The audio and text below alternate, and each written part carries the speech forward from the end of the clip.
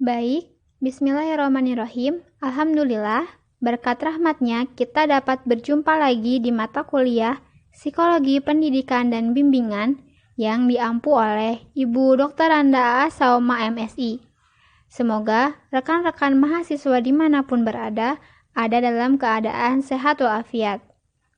Pada kesempatan kali ini, kami dari kelompok 1 akan menjelaskan mengenai perkembangan peserta didik dalam pendidikan. Adapun subjudul yang akan kami bahas antara lain, yang pertama, konsep dasar perkembangan peserta didik. Yang kedua, konsep serta tugas perkembangan peserta didik di Indonesia. Yang ketiga, aspek-aspek perkembangan peserta didik. Dan yang keempat, analisis kasus. Langsung saja ke materi yang pertama mengenai konsep dasar perkembangan peserta didik yang akan disampaikan oleh Ricky Christian Mangkupati. Waktu dan tempat saya persilahkan. Pengertian perkembangan. Perkembangan adalah proses perubahan individu yang bersifat dinamis ke arah kesempurnaan secara terus-menerus sejak lahir hingga akhir hayat. Prinsip-prinsip perkembangan. Menurut Hurlock, prinsip perkembangan ada 9, yaitu 1. Dasar-dasar permulaan adalah sikap kritis. Banyak ahli psikolog menyatakan bahwa tahun-tahun prasekolah merupakan tahapan yang penting bagi individu. 2. Peran kematangan dan belajar. Seperti menulis, mengemudi, dan bentuk keterampilan lainnya merupakan bentuk dari hasil pelatihan. 3. Mengikuti pola tertentu yang dapat diramalkan. Misalnya, perkembangan motorik akan mengikuti hukum arah perkembangan, yaitu perkembangan yang menyebar ke seluruh tubuh dari kepala ke kaki. Ini berarti bahwa kemajuan dalam struktur dan fungsi pertama-tama terjadi di bagian kepala, kemudian badan, dan terakhir kaki. 4. Semua individu berbeda, meskipun pada anak kembar sekalipun. 5. Setiap perkembangan mempunyai perilaku karakteristik. 6. Setiap tahap perkembangan mempunyai resiko. Resiko tersebut antara lain disebabkan oleh lingkungan anak itu sendiri yang tidak sesuai atau buruk. 7.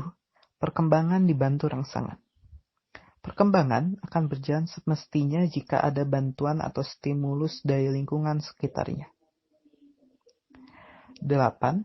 Perkembangan dipengaruhi perubahan budaya. Kebudayaan mempengaruhi perkembangan sikap dan fisik anak. 9. Harapan sosial pada setiap perkembangan. Misalnya, anak usia 1 tahun belum pandai berjalan, maka pada usia tersebut orang tua akan sangat gelisah. Tahap-tahap perkembangan. Piaget membagi tahap perkembangan kognitif manusia menjadi 4 tahap, yaitu yang pertama, tahap sensori motorik, yaitu pada usia kelahiran hingga kira-kira berusia 2 tahun. Selama tahapan ini, perkembangan mental ditandai dengan perkembangan pesat kemampuan bayi untuk mengorganisasikan dan mengkoordinasikan sensasi melalui gerakan dan tindakan fisik.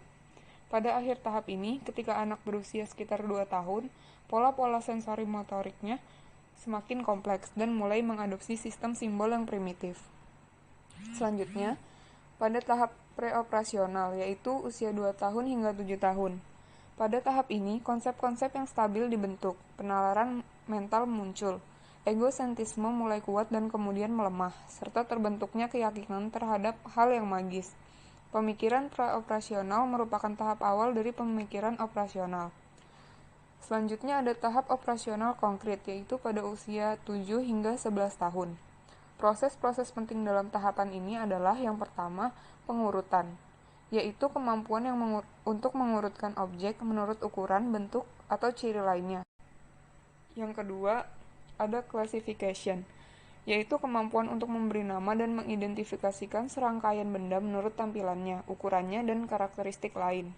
Selanjutnya ada decentering, yaitu kemampuan anak untuk mulai mempertimbangkan beberapa aspek dari suatu permasalahan untuk memecahkannya. Selanjutnya ada reversibility, yaitu kemampuan anak untuk memahami jumlah atau benda-benda dapat diubah kemudian kembali ke keadaan awal. Selanjutnya ada konservasi, yaitu kemampuan untuk memahami kuantitas, panjang, atau jumlah benda-benda yang tidak berhubungan dengan pengaturan atau tampilan dari objek atau benda-benda tersebut. Selanjutnya adalah penghilangan sifat egosentrisme, yaitu kemampuan untuk melihat sesuatu dari sudut pandang orang lain.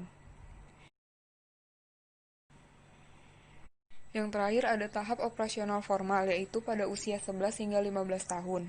Pada tahap ini, anak sudah mulai berpikir abstrak dan hipotesis. Pada masa ini, anak sudah mampu memikirkan sesuatu yang akan atau mungkin terjadi, sesuatu yang abstrak. Di samping itu, pada tahap ini remaja sudah mampu berpikir secara sistematik untuk memecahkan masalah. Mereka juga memiliki kemampuan berpikir alternatif sehingga memungkinkan menyelesaikan masalah yang mereka hadapi lebih beragam.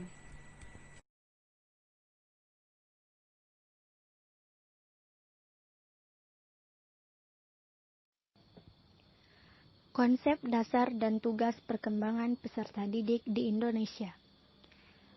1. Konsep perkembangan. Perkembangan adalah perubahan-perubahan yang dialami oleh individu atau organisme menuju tingkat kedewasaan yang berlangsung secara sistematik, progresif, dan berkesinambungan, baik mengenai fisik maupun psikis. Yang kedua, definisi tugas perkembangan. Tugas yang muncul pada saat atau sekitar satu periode tertentu dalam kehidupan individu dan jika berhasil akan menimbulkan fase bahagia dan membawa keberhasilan dalam melaksanakan tugas-tugas berikutnya. Yang ketiga, sumber-sumber tugas perkembangan. Yang A, tugas yang berasal dari pertumbuhan fisik. Contohnya, kesiapan fisik balita membuatnya mulai belajar berjalan dan berbicara. Yang B, tugas yang berasal dari kematangan kepribadian. Ini berkaitan dengan pertumbuhan sistem nilai dan aspirasi. Yang C, tugas yang berasal dari tuntutan masyarakat. Contohnya, pada usia SD, anak diharapkan sudah bisa baca dan menulis. Yang keempat, tugas perkembangan peserta didik. Yang A, masa kanak-kanak, TK sampai SD. Di usia ini, mereka dituntut untuk bisa belajar bergaul dan bekerja dalam kelompok. Yang B, masa remaja, SMP. Mereka dituntut untuk mulai tumbuh atau timbul ciri-ciri seks sekunder. Yang C, masa remaja akhir, SMA atau SMK. Mereka dituntut untuk memiliki sikap dan perilaku beriman dan bertakwa kepada Tuhan Yang Maha Esa. Yang D, masa anak usia dewasa awal. Mereka dituntut untuk memiliki sikap dan perilaku beriman dan bertakwa kepada Tuhan Yang Maha Esa, memperoleh perangkat nilai sebagai pedoman berperilaku, menerima keadaan diri dan menggunakan secara efektif, dan lain sebagainya. Materi selanjutnya. Selanjutnya, saya akan menjelaskan tentang aspek-aspek perkembangan peserta didik. Yang pertama ada perkembangan fisik. Beberapa faktor yang mempengaruhi perkembangan fisik yaitu yang pertama faktor keturunan atau heredity. Faktor ini mempengaruhi tinggi badan, berat badan, warna kulit, warna mata, dan warna rambut. Selanjutnya ada faktor lingkungan, yaitu environment. Faktor ini meliputi kesehatan, gizi, pola asuh, dan kasih sayang orang tua, serta perlakuan terhadap sekitar. Kedua, perkembangan emosi. Emosi dapat diartikan sebagai perasaan, tapi definisi utama, emosi mengacu pada perasaan kuat yang melibatkan pikiran, perubahan fisiologi, dan ekspresi pada sebuah perilaku. Emosi manusia dikelompokkan menjadi dua, yaitu 1. Emosi primer adalah emosi utama yang dapat menimbulkan emosi sekunder. Contohnya, perasaan gembira, sedih, marah, dan takut. Kedua, emosi sekunder adalah emosi yang ditimbulkan karena gabungan dari emosi primer dan bersifat lebih kompleks, seperti dengki, kagum, takjub, dan cinta. Ketiga, Perkembangan sosial.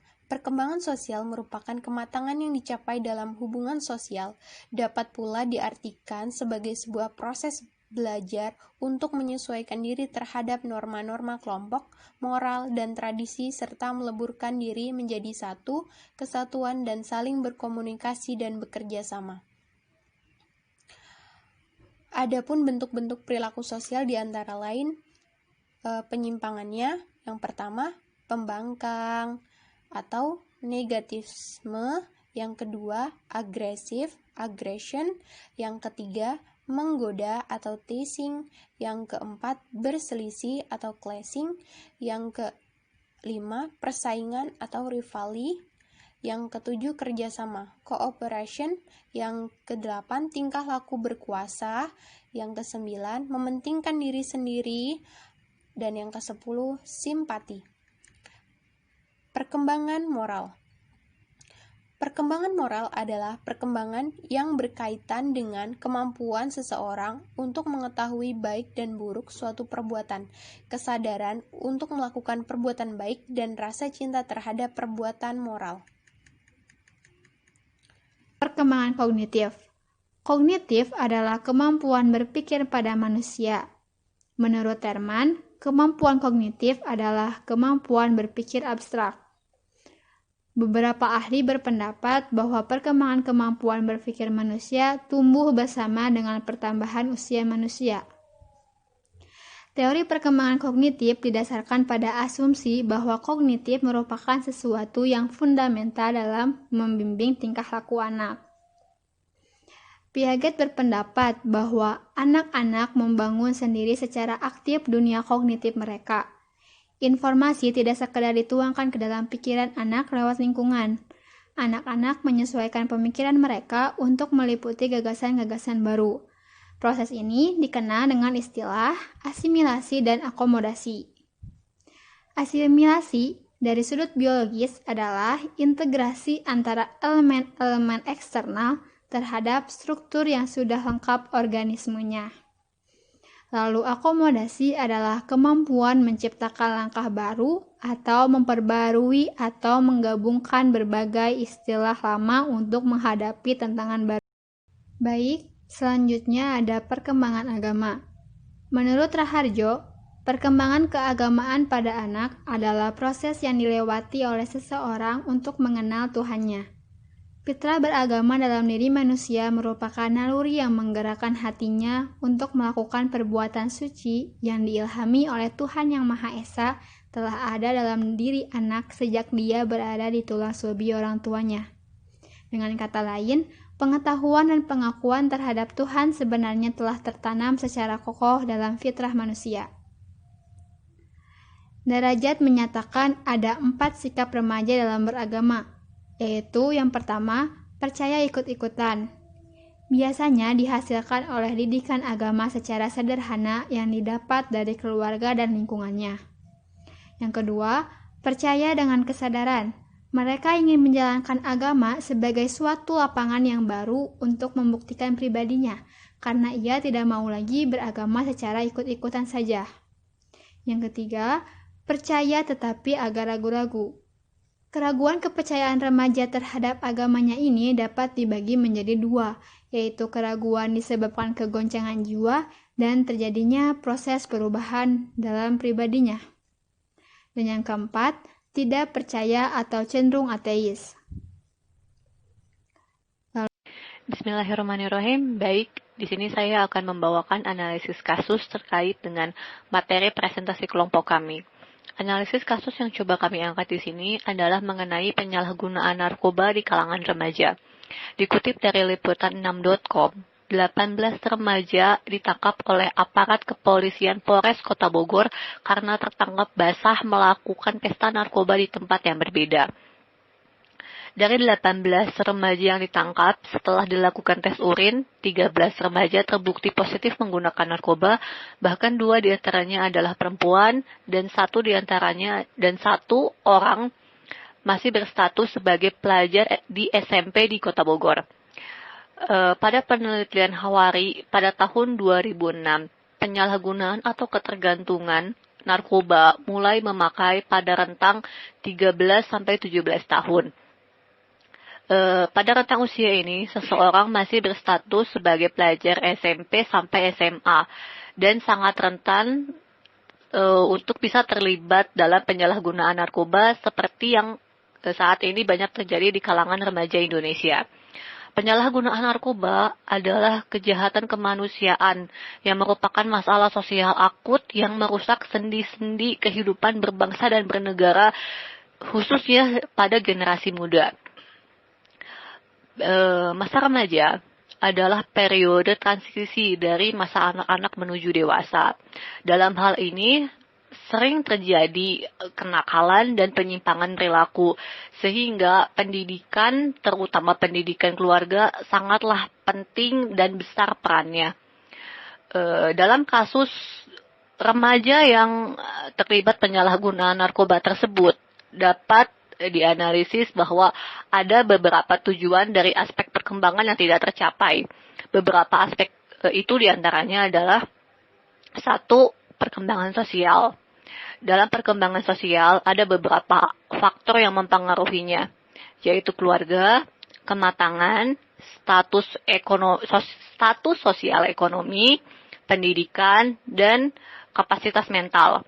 Keluarga adalah lingkungan pertama yang seorang anak kenal, sehingga keharmonisan keluarga sangat memicu perilaku seorang anak. Biasanya, seorang anak yang memiliki perilaku menyimpang berasal dari keluarga yang broken home. Dalam kasus remaja yang terlibat penyalahgunaan narkoba, biasanya seorang anak memilih untuk menggunakan narkoba karena rasa depresi yang diakibatkan oleh permasalahan sosial yang ada di lingkungannya. Lalu yang kedua ada perkembangan emosi. Dalam perkembangan emosi, seorang anak dan remaja masihlah sangat membutuhkan bimbingan yang baik dari orang tua dan guru. Kecerdasan emosi sangatlah mempengaruhi kesuksesan seorang anak dalam kehidupannya. Dalam kasus remaja yang menggunakan narkoba, seorang anak terdorong untuk mengkonsumsi narkoba karena terdorong oleh rasa penasarannya serta emosi yang berlebih yang tidak bisa dikendalikan untuk mencoba hal-hal yang menurutnya baru baginya. Kemudian aspek moral dan agama. Seorang anak sangat membutuhkan bimbingan dari orang tua dan guru, terlebih lagi dalam aspek perkembangan moral dan agama. Orang tua dan guru haruslah memberikan pendidikan moral yang baik serta bekal spiritual yang cukup bagi seorang anak agar dirinya dapat membedakan hal-hal yang baik dan buruk, serta menanamkan ajaran-ajaran agama yang diyakininya dan Tuhan Yang Maha Esa, bahwa Tuhan Yang Maha Esa senantiasa mengawasi setiap perbuatan manusia, sehingga dia akan mempertimbangkan dengan baik terlebih dahulu konsekuensi apa yang akan terjadi dari setiap tindakannya. Dalam kasus anak yang menggunakan narkoba, dapat dianalisa bahwa anak tersebut masih belum benar-benar menanamkan ajaran agama yang diyakininya pada dirinya dan belum benar-benar menanamkan keyakinannya terhadap Tuhan Yang Maha Esa. Baik, kita sampai pada kesimpulan. Kesimpulannya adalah perkembangan merupakan proses perubahan individu yang bersifat dinamis ke arah kesempurnaan secara terus-menerus sejak lahir hingga akhir hayat. Konsep dasar perkembangan meliputi pertumbuhan, kematangan, belajar, dan latihan. Adapun tahap kognitif manusia ada 4. Yang pertama, tahap sensori motorik. Yang kedua, tahap preoperasional. Yang ketiga, tahap operasional konkret. Dan yang keempat, tahap operasional formal. Hufigurus mendefinisikan tugas perkembangan merupakan tugas yang muncul pada saat atau sekitar satu periode tertentu dari kehidupan individu dan jika berhasil akan menimbulkan fase bahagia dan membawa keberhasilan dalam melaksanakan tugas-tugas berikutnya. Sekian dari kelompok kami, semoga dapat bermanfaat. Sampai jumpa di pertemuan selanjutnya. Assalamualaikum warahmatullahi wabarakatuh.